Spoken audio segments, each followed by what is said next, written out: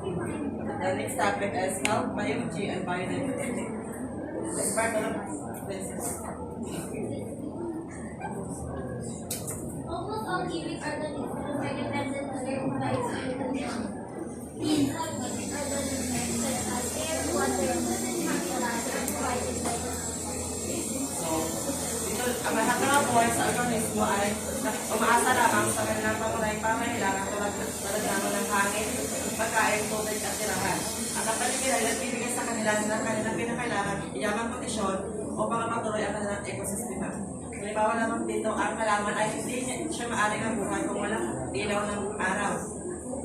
Sa ngayon, ano ang kinakailangan ng tao para mabuhay? Ere. Mr. Bento? Bakit pagkain?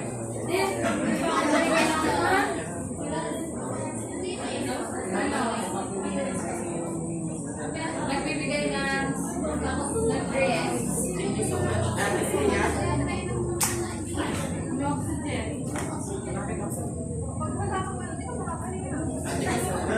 Yes, pagpagkain. Yes,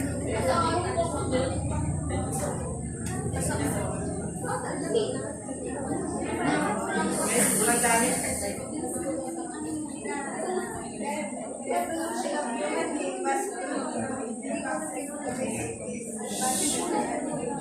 Sanitation, water, distance, and hygiene has a far greater impact on human health than Ito naman ay nagpapakita kung gaano kahalaga ang pangunahing pangailangan ng tao at papalakas at kalusugan ng tao. Halimbawa lang dito ang paggamit ng modernong teknolohiyang agrikultura tulad lamang ng mga makinarya at iba't pang uri ng pataba na mga puti sa produksyon ng pagkain at sustansya ng mga tao.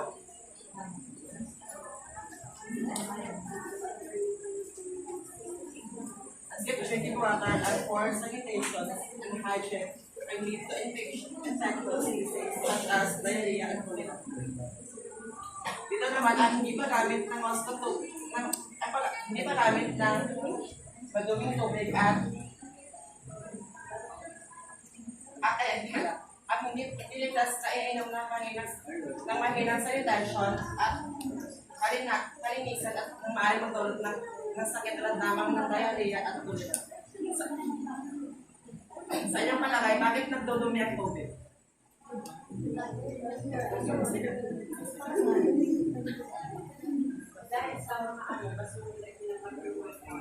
Tama. Dahil sa basurang tinatapon ng tao, maaaring magdulot ng maduming kapaligiran tulad lamang sa mga member at sa kanila.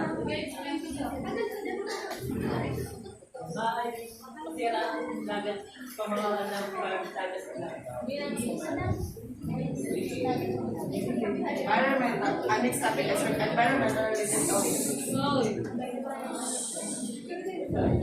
Mr. Martin. Some human illness that are found related with its environment included disease, heart disease, cancer, chronic and obstructive, pulmonary disease, asthma, diabetes, obesity, and occupational injury, dysentery, and arthritis, malaria and depression, arthritis. Ito naman, ang mga kondisyon na ito ay maaaring epektuhan ng salit na kapaligiran ng populasyon sa hangin, kalidad sa tubig at kalidad sa pagkain. Sa mga nabanggit na sakit, ito lamang ay halimbawa ng mga sakit na makakapekto sa kanilang paligiran at sa factor sa paligid. Sa mga halimbawa na nandito, ano ang mga pwedeng kalat na sakit sa kapaligiran? Sa mga halimbawa na nandito sa environmental, ano ang mga sakit na pwede kumalat? Sabihin niya, ito kasi yung mga sakit na pwede natin makuha kapag ang environment natin ay Okay. Tapos, anong tanong? Wala pwede doon. Ano pang ibang example? Hindi, ano yung mga pwede dahilan para makuha natin doon? Kasi Dito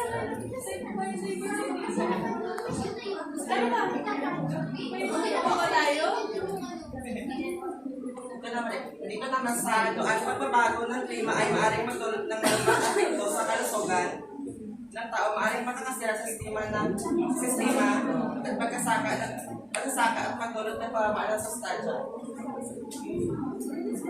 Ano yung Parkinson's disease? Ano siya? You know, nakikinig ako, like, I'm a curious child. Di ba man? Yung utak is, ano, yung parang sa boxing, pag nasusutok siya. Tapos, Yung parang mapamais, nanginginig siya. tama yun. Pero rin sa ulo. Wait, Pati na tama yun. pinapray. Pinapray din. Parang mga nagsasakit na. Example. Sabi naman. Migraine. Migraine. Nangangatay. Ay, bigla na lang namin. Hindi, sakit na na yun ako. Parang na namin. Parang nga wala yung pasko. Eh, yung sa ulo. Matabi. Nagkaroon na lang. Sorry, Mark. Okay, thank you. Migraine. Sorry for the interruption.